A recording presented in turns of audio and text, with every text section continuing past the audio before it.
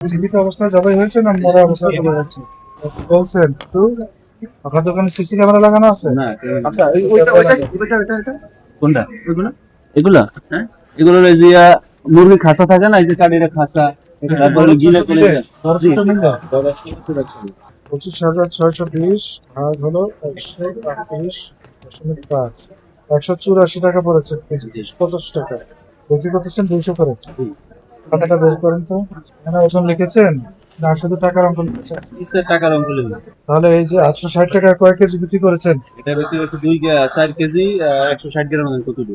4 KG 160, এখন 860 ভাগ 4 KG 300 গ্রাম, 4 KG 300 গ্রাম, 260 টাকা, 6 টাকা 300 টাকা। ওদের কাস্টমার আছে না, কত 4 কেজি কত কতটুকু হয়েছে ওজন? 4 কেজি 300 গ্রামের মতো হয়েছে। 4 কেজি 300, তাই তো বুঝছেন? কিন্তু হ্যাঁ, আচ্ছা 2100 টাকায় কয় পিস ছিল? 6 পিস। 6 পিস। কত টাকা দিন ছিল? 200 টাকা, প্রত্যেকটা 200 টাকা বিক্রি করছি। আপনার উচিত ছিল এখানে ওজনটাও এগুলো সবাই লেখে, এক সময় আপনারা সব সময় এটা করেন, পিস লেখেন কেন? আপনার ওজন লেখেন না? মেমো বই আছে না? জি জি। রসিদ দিয়েছেন আজকে কাউকে? আপনি যে মেমোটা আমাদের দেখাইছেন ওখানে কি কেজি লেখা ছিল? কত কেজি নিছেন?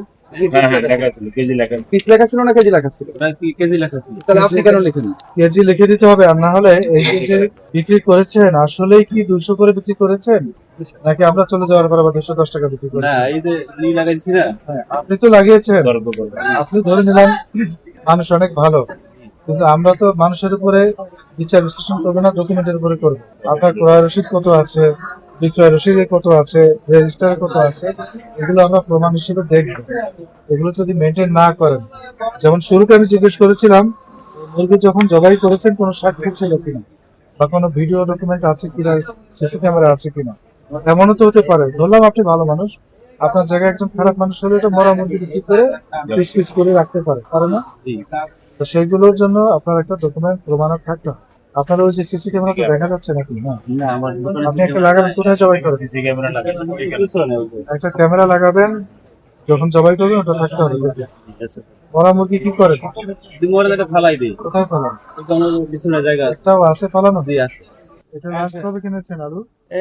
সপ্তাহানি কইছে। ও সময় 11 টাকা ছিল, জি। 10-11 টাকা ছিল। দিলীপ তো নাই স্যার, আমরা সপ্তাহে একবার নামাই তো, এজন্য এটা এটার আলু একটা কৃষি পণ্য তো, জি স্যার, কৃষি পণ্য হলে ক্রয় রসিদ রাখতেই হবে, জি স্যার, রাখবো স্যার। অন্যথায় 1 লক্ষ টাকা জরিমানা হতে পারে। জি স্যার। আপনি মূল্য তালিকা প্রদর্শন করেন নাই এবং ক্রয় রসিদ সংরক্ষণ করেন নাই, এবং এই সমস্ত আইটেম যেগুলো খোলা আছে সেগুলো দাম মূল্য তালিকায় লিখেন নাই, জি এগুলো অনিয়ম। Sir, sorry. এই অনিয়মের জন্য সামনে হবে না স্যার। 3000 টাকা না আজকে স্যার, জরিমানা করবেন। না স্যার, স্যার জরিমানা করবেন না স্যার, জরিমানা করবেন না স্যার। চলো পরবর্তীতে আমরা ইয়ে করবো স্যার। 280 টাকা কেজি। বোয়াল? তেলাপিয়া কত? 220। আর এই কালবাউস কত? 400। রুই মাছ? 350 ইলিশ কত? কত গ্রামের এটা? আধা কেজি, 500 গ্রাম বা একটু কম, 350 গ্রাম।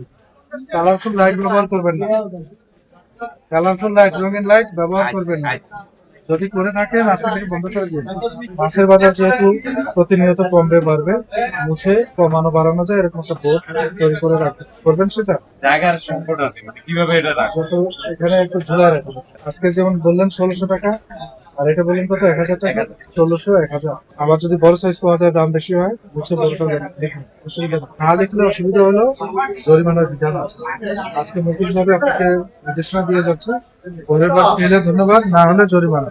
জাতীয় ভোক্তা অধিকার সংরক্ষণ অধিদপ্তর থেকে নিয়মিত তদারকি হিসেবে আজকে শান্তিনগর বাজার পরিদর্শন করলাম। কিছু কিছু অনিয়ম আমাদের চোখে পড়েছে, যেমন মূল্য তালিকা প্রদর্শন না করা, কৃষি পণ্যের ক্রয় রসিদ না রাখা, কিংবা বাজারে নিত্য প্রয়োজনীয় পণ্যের মূল্য বেশি রাখা। এই সমস্ত কয়েকটি অনিয়মের চিত্র আমরা দেখেছি এবং তাদেরকে জরিমানা করে সতর্ক করেছি। আবার কিছু কিছু প্রতিষ্ঠানে সঠিকভাবে পরিচালনা হচ্ছে এরকম দেখেছি, তাদেরকে ধন্যবাদ দিয়েছি। তো আমাদের অভিযান চলমান আছে।